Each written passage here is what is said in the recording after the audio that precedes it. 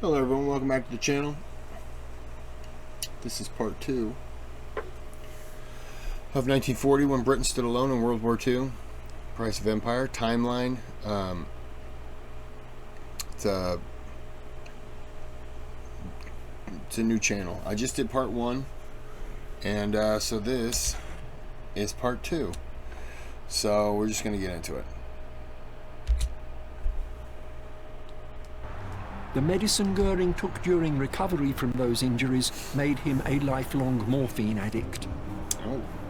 His influence, with Hitler and on Luftwaffe strategy and spending, was substantial. Between the first air raid on July the 10th and the middle of August, the German strategy, essentially Goering's strategy, was to try and draw British fighters into combat by attacking convoys at sea.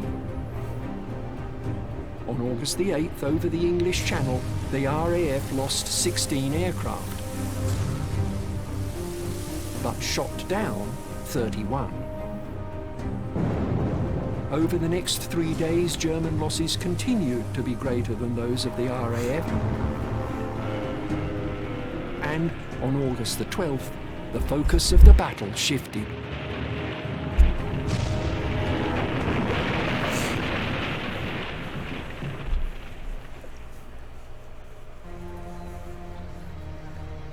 Elsewhere in its empire, Britain was about to fight another action that would conclude with another forced evacuation of her troops. In the early hours of the 3rd of August 1940, the Italian army crossed the border between Italian East Africa and British Somaliland. The Italians numbered about 24,000. Opposing them was a British force of about 4,000 troops, mostly soldiers from India and Africa. The Somaliland Camel Corps, battalions from the King's African Rifles, the 3rd 15th Punjab Regiment, joined during the campaign by a 2nd Indian Regiment and a Scottish battalion from the Black Watch. The British had no tanks, armoured cars, or anti-tank weapons. The smaller force fought a rearguard action against the advancing Italians until it was taken off by the Royal Navy in the early hours of the 18th of August. The following day, the Italians moved down the coast to complete their conquest of British Somaliland. They would not stay there long.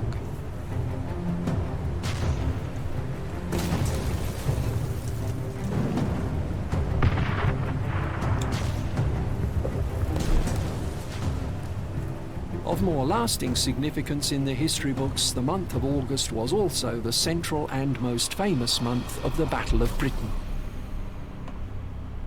The Luftwaffe attacked the Royal Air Force directly, targeting airfields and support installations. Many of the airfields were in the southeast of England, and the skies over that part of the country came to be known as Hellfire Corner. In that small, vapor trail-laced piece of sky, more fighter pilots died than in the whole of the rest of Britain. Below them on downs and headland, crowds assembled to cheer each British kill. On the first day of the attack on the RAF, 3 airfields were damaged and 1 radar station put out of action. The next day, August the 13th, the Luftwaffe launched its greatest attack of the war to date. It flew 1,485 sorties, damaged airfields, though it mistakenly targeted many that were not fighter bases, and lost more than twice as many aircraft as the RAF. Losses to the fleet of Junkers 87s, the Stukas that so terrorized ground forces, were particularly heavy. The Stuka was a lethal dive bomber, but a cumbersome machine in level flight, both outsped and outmaneuvered by British fighters. After further losses, the Stuka was withdrawn from the Battle of Britain. Wow. And so to Adlertag, the day that Goering said was the first day of the decisive phase of the battle. The Luftwaffe flew 1,786 sorties against British airfields. It lost 76 of its aircraft The RAF lost 35. The raw figures are misleading. British losses could to an extent be made up by the repair of damaged aircraft returning to their bases. Damaged German aircraft forced to land in Britain were lost. Yeah. Even more tellingly, British pilots who bailed out landed in their own fields and fought again. German pilots went into captivity. More than 900 Luftwaffe pilots who bailed out over Britain were taken prisoner. Yeah, but it's also, I think that you kind of understand that that's the price you take. The price you take. Price you take? That doesn't sound right. That's the bed you make. Maybe that's what I'm thinking.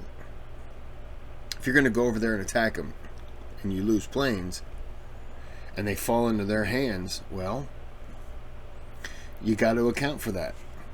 And if you don't want to lose planes to your enemy, then you can't go there to attack them. You know? So, it's what is it? 12 in one hand, half a dozen in the other. It's just, you kind of got to know that in advance and make it decide, is it worth it? German aircraft were further disadvantaged by the limited amount of time they could spend over their targets. Yeah. The best of their fighters, the Messerschmitt 109, had an operational range of only 850 kilometers, much of which was expended flying to and from the combat zone. Even so, it was, as the Duke of Wellington said of Waterloo, the nearest run thing you ever saw. On August the 18th, British losses, though still smaller than those suffered by the Luftwaffe, were substantial. More than 100 RAF pilots had been killed in a week. A resource that could not be speedily replaced. In one of those strange quirks of fate that seem to be scattered through the narratives of war, the near advantage gained by the Germans on the 18th was not pressed. Both weather and the stresses on the German side forced a 4-day pause. It was during this pause on August the 20th that Winston Churchill gave one of his best remembered speeches. Never in the field of human conflict was so much owed by so many to so few. That those who fought and won the Battle of Britain were indeed few in number compared to the many who were in their debt cannot be doubted. But they were not few compared to the number of opponents they faced. In most respects, the fight in the skies above England was an even contest. And it was one in which a few of the few dominated the battle. Air aces account for a disproportionate amount of the success. 3.5% of the RAF's pilots were responsible for 30% of the claimed kills. Wow. The first phase of the battle had been attacks on shipping, the second attacks on the RAF itself. I got a question. How was when the British took a German soldier captured, they captured him. How did they treat him? I'm gonna guess he was probably treated pretty good, all things considered. Probably shouldn't have been, but well, I take that back. He should have been. His leader, on the other hand, shouldn't have been. If the British were captured, were they treated well by the Germans? I'm just curious, because this is one thing I don't know, how they were treated. You know, both sides. I'm going to guess. I would guess England treated them well. Germany, on the other hand, it certainly wasn't Japanese, Chinese, kind of treatment to where the Japanese just tortured them. I would guess it was decent. Both sides. To the pause on August the 24th, the third and decisive phase began. On that night, an off-course Heinkel bomber dropped its bombs in error on an unintended target. These were the first bombs to fall on London. The bombs had been meant for military targets in London's suburbs, but they fell in the centre of the city and did some damage. The extent to which this mistake, and the British reaction to it, determined the future course of the war can be debated. Perhaps what happened would have happened in any case. Perhaps not. What is sure is that Winston Churchill, convinced that it had been a deliberate attack, ordered Berlin to be bombed the next evening.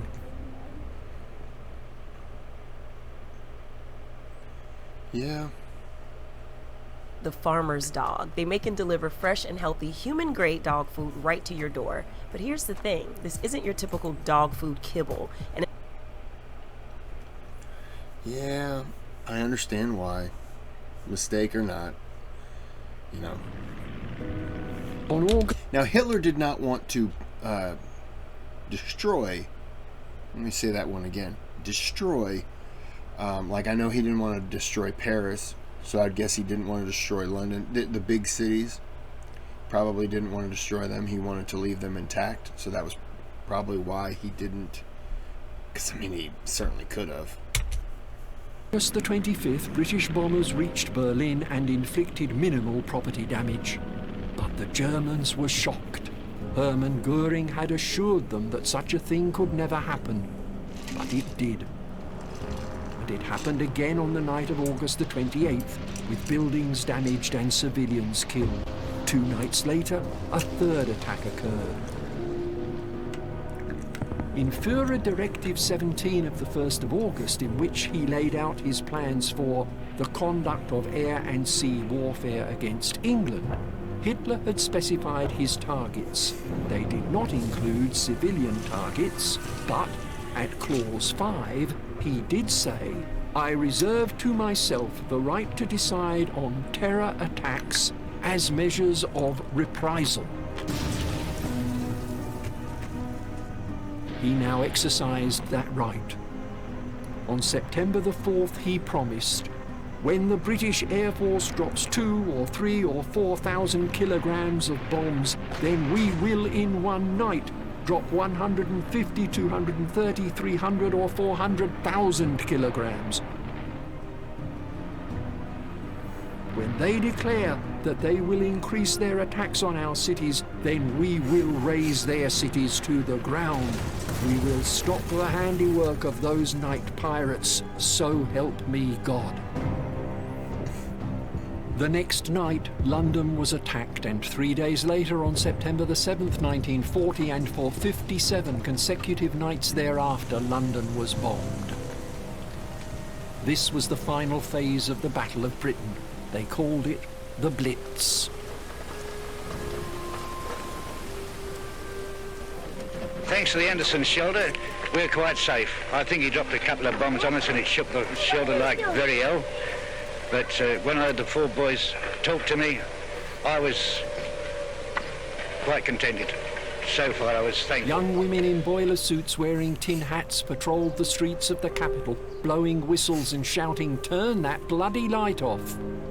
Londoners took to the shelters and slept in their thousands on the platforms of underground railway stations. There was a lot of looting, which you wouldn't have thought when people went down the shelters, the houses would get broke into. They wouldn't bother about the raid.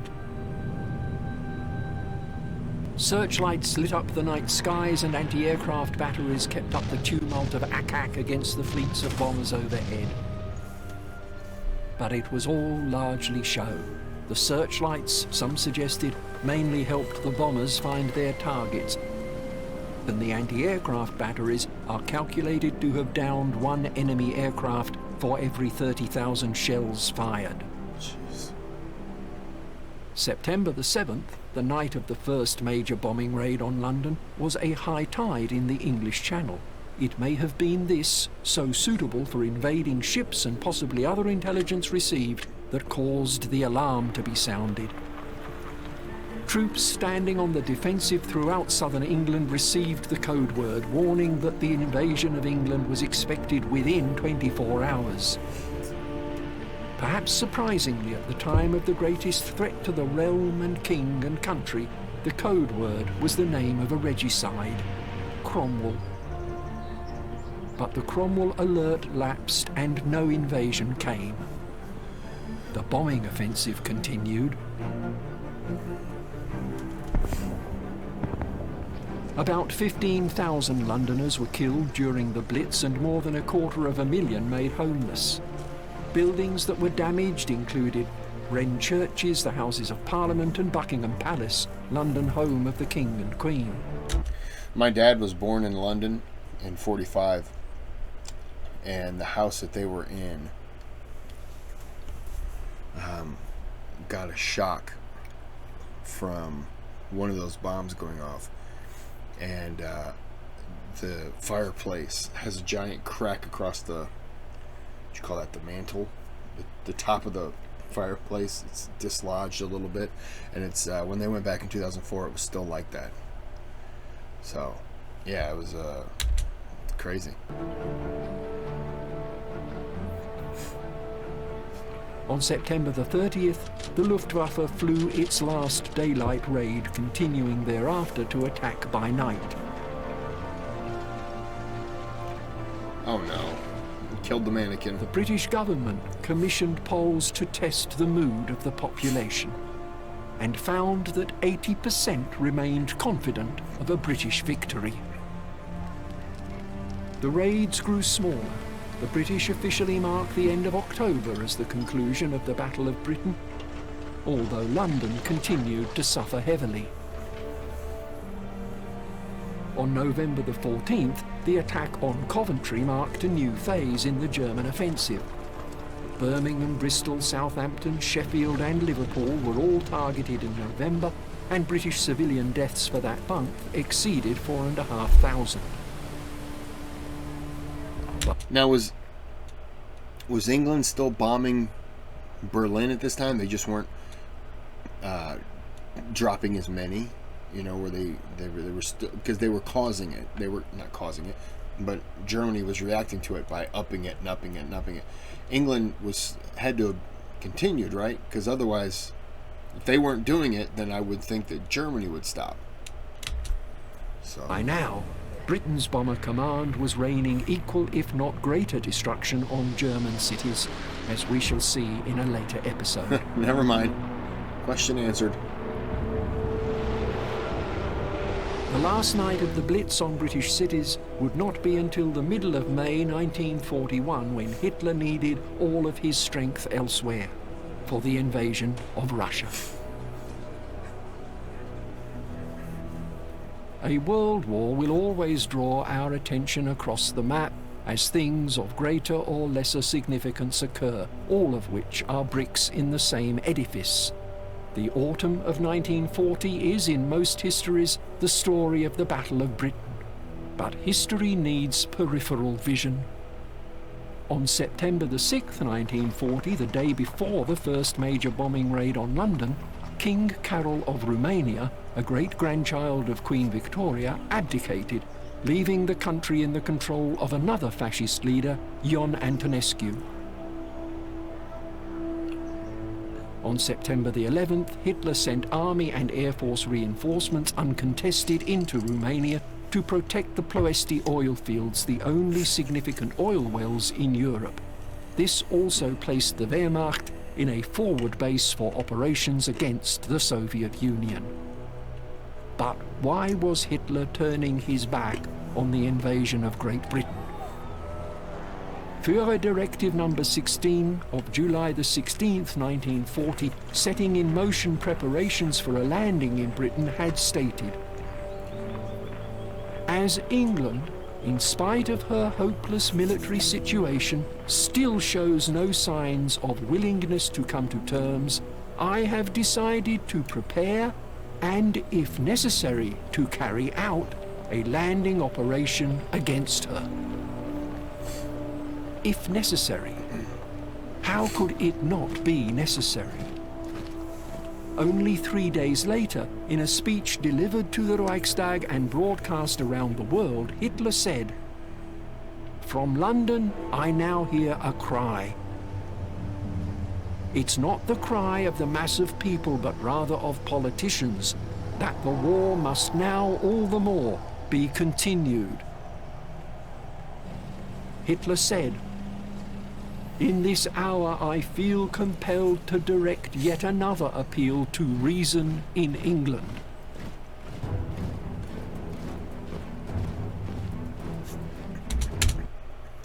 Okay, hold on. If he feels like England is united, and he's now turned his attention to Russia, then I would say he realizes everything that he has just done has done nothing to destroy them mentally. It just brought them together, made them stronger, tougher, want to fight it, fight it out. And maybe that's what, maybe that's what he saw.